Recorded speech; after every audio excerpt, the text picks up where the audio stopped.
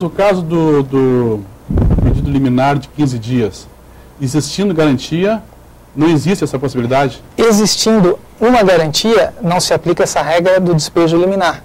Certo. Ela vai ter o trâmite normal da ação de despejo, que o locatário é citado e no prazo de 15 dias ou ele contesta ou ele paga o que deve. E se nesses 15 dias o locatário pedir 6 meses para ficar no imóvel, como a lei estabelece, 8.245, permanece essa situação? A gente não pode fazer a confusão. Esse prazo de 6 meses, ele continua existindo, que é o artigo 9º da lei, onde as partes conseguem o mútuo acordo, que é onde voltaria a ter a possibilidade de liminar. Nas ações de despejo não houve alteração nesse aspecto. A única coisa que alterou é que antes, no artigo 62 da lei, o locatário podia, no prazo da contestação, depois de citado nesses 15 dias, ele podia ou contestar ou pedir para pagar o que devia. A lei alterou essa alteração, ou pedir para pagar, para ou contesta ou paga. Porque a prática jurídica mostra com bastante transparência, tanto que a jurisprudência assim tem observado, que esse pedido de purga da mora, ele é meramente procrastinatório. Certo. Né? Então esse é um dos detalhes que a gente imagina que a lei, que uma ação de despejo antes, com 14 meses, ela consiga reduzir para 8 meses, um patamar mais aceitável. Ok. Então, no próximo bloco, nós vamos debater uma questão que eu acho importantíssima. Como o judiciário vai interpretar essa questão? No próximo bloco, continuamos com os nossos convidados aqui no estúdio.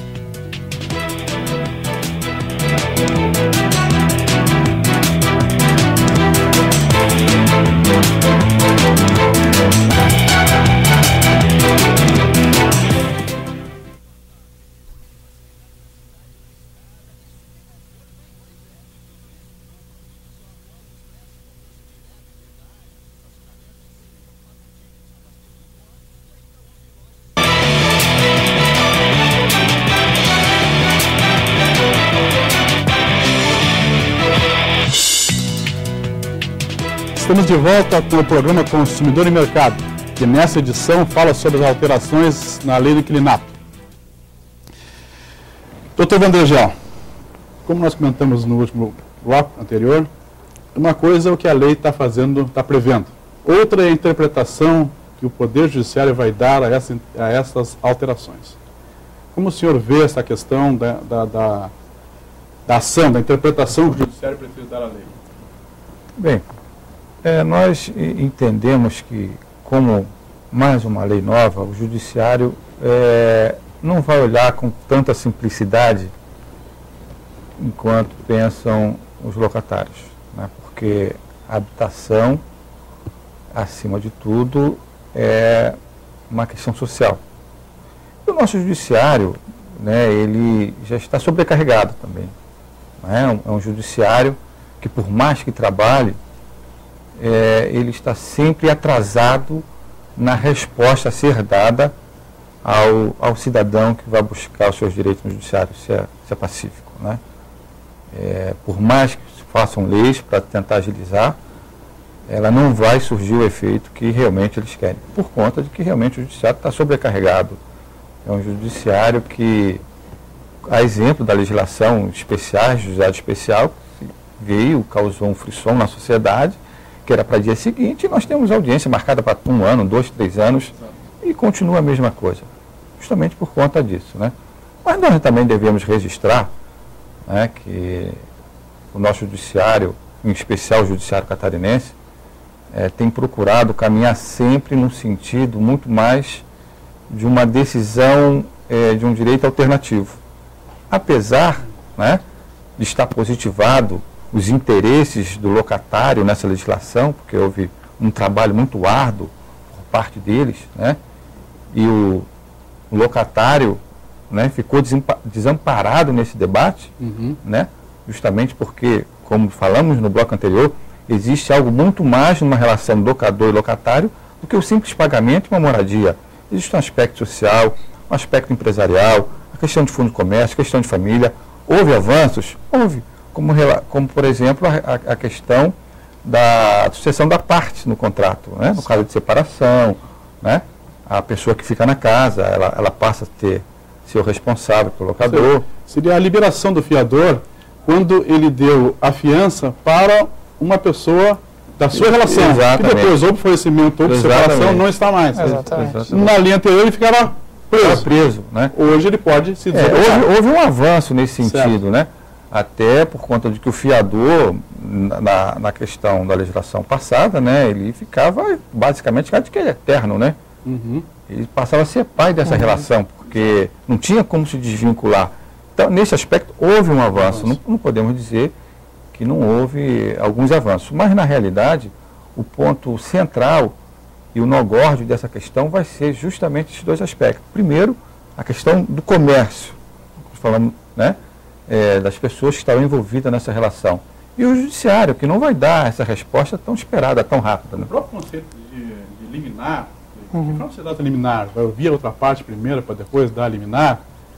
Quer dizer, se a liminar vai ser concedida ouvindo a outra parte, aí já começou todo um processo de atraso. Já descaracterizou. Já descaracterizou, ou seja, vai ouvir outra parte. A outra parte faz o contra-argumento. Na realidade, eu até no bloco anterior, o doutor Lauro fez uma observação que me permite discordar com relação à questão do acordo, onde muitas das vezes ele seria mais para protelar o processo. Né? Nós não vemos assim. Como nós vemos, isso é uma questão de uma visão mais ampla do mercado, de se analisar realmente. Ninguém faz um acordo para não pagar. As pessoas não estão e nem alugam, como disse na reportagem anterior também, o rapaz que alugou para não pagar. As pessoas querem pagar, querem honrar seu compromisso, querem construir uma história naquele imóvel. Né? É que, infelizmente, problemas acontecem na vida das pessoas. Então, não podemos ver, e isso é a nossa preocupação, né, que atrasou, uma liminar vai sair despejando todo mundo. E isso realmente causa também uma dificuldade. Né? Mas a lei resguarda, nesses casos de liminar, sempre o direito ao locatário pagar.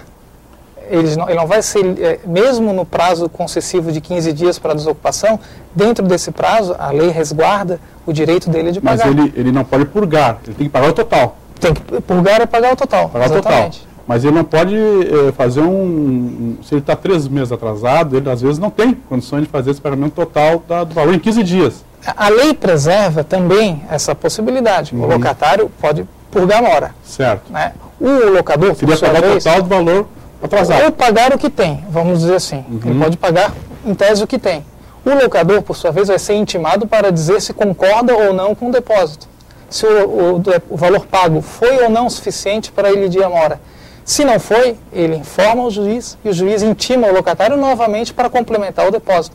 Nesse exemplo, ele vai ter um prazo um pouquinho maior para ele ir. Então, não estamos falando... E se não ocorre a concessão da liminar? Oi? Se não ocorrer a concessão da liminar? Aí é o processo normal de ação de despejo. Normal. Processo normal de ação. A gente tem que lembrar que a gente está falando de uma modalidade.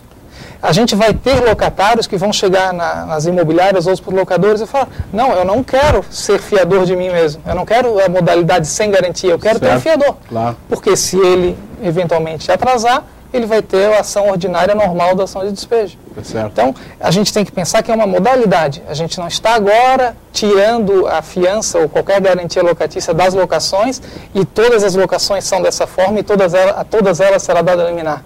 Bom, o tema realmente ele é um tema novo, que gera muita controvérsia, muitas situações novas, e nós com certeza voltaremos a debater essa questão toda em programas futuros, até tendo já, nessas oportunidades, uma experiência mais concreta de como essas alterações serão aplicadas pelo Poder Judiciário e como o mercado vai se adaptar a essas novas situações. Então, com certeza, eu espero contar com vocês em outras oportunidades. O nosso tempo está esgotado.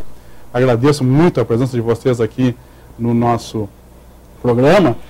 E o Consumidor e Mercado fica por aqui. Você pode participar do programa enviando críticas, sugestões para o e-mail contato@consumidoremercado. Nós voltamos em programa inédito na semana que vem, sempre ao 12h30. E eu espero você. Fique agora com o programa Campo Crítico. Boa tarde.